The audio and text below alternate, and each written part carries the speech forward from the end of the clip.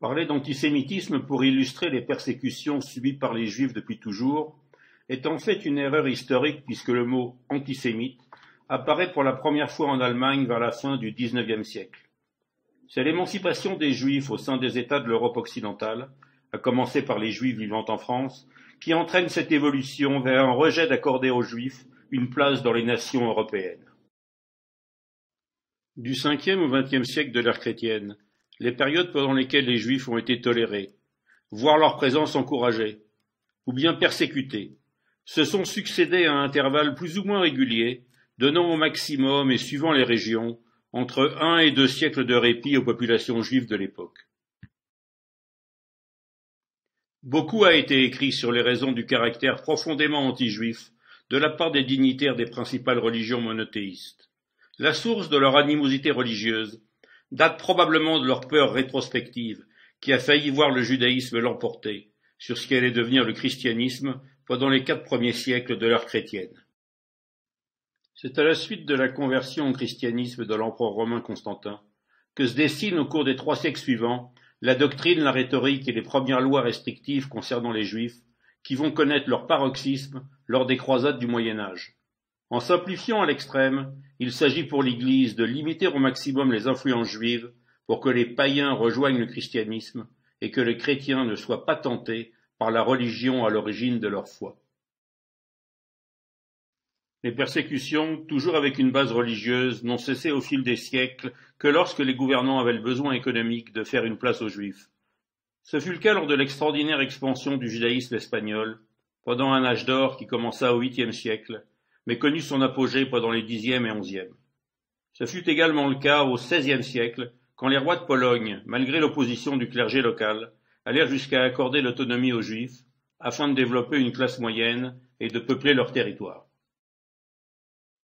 Le déclin de la présence juive en Europe occidentale commence en 1096 avec la première croisade, et se poursuit jusqu'à l'expulsion des Juifs d'Espagne en 1492, jalonné par des massacres comme celui de York en Angleterre en 1290, qui vit la quasi-élimination du judaïsme anglais,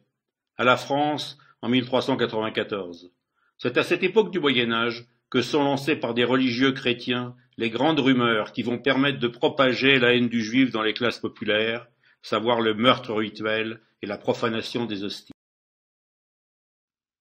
Jamais depuis la fin du Moyen Âge, l'Europe occidentale n'a retrouvé une importante population juive.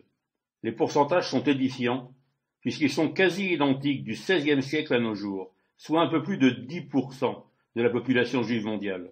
Les grandes nouveautés des XIXe et XXe siècles sont la disparition de la population juive d'Europe orientale entre le nazisme et, plus récemment, la libération des Juifs soviétiques qui purent émigrer en Israël,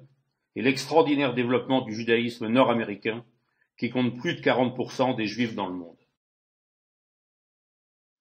Au moment où beaucoup de Juifs vivant en Europe occidentale, et principalement en France, se demandent s'ils doivent à nouveau partir pour échapper à un antisémitisme qui ne se cache à nouveau plus, il est remarquable de constater que le seul continent à n'avoir jamais connu de politique anti-juive est l'Amérique du Nord. L'apparition des partis politiques antisionistes n'est pas sans rappeler celle des partis antisémites en Autriche et en Hongrie, ou encore des congrès antisémites de la fin du XIXe siècle, sans oublier que l'antisémitisme était au programme du Parti social-chrétien allemand, ou d'évoquer les nombreuses publications antisémites comme la France juive de Drummond, ou le journal français La Libre Parole. Le fait économique constitue depuis toujours un élément clé pour contenir ou contrebalancer l'antijudaïsme religieux. Les persécutions et les grands massacres ont presque toujours eu lieu quand les gouvernants estimaient n'avoir plus besoin de leurs juifs. L'arrivée massive d'une population immigrée arabo-musulmane en Europe occidentale, largement influencée par un discours religieux anti-juif et soutenue par les dignitaires des États pétroliers du Golfe, laisse craindre des temps difficiles pour les juifs de ces pays en proie aux difficultés économiques.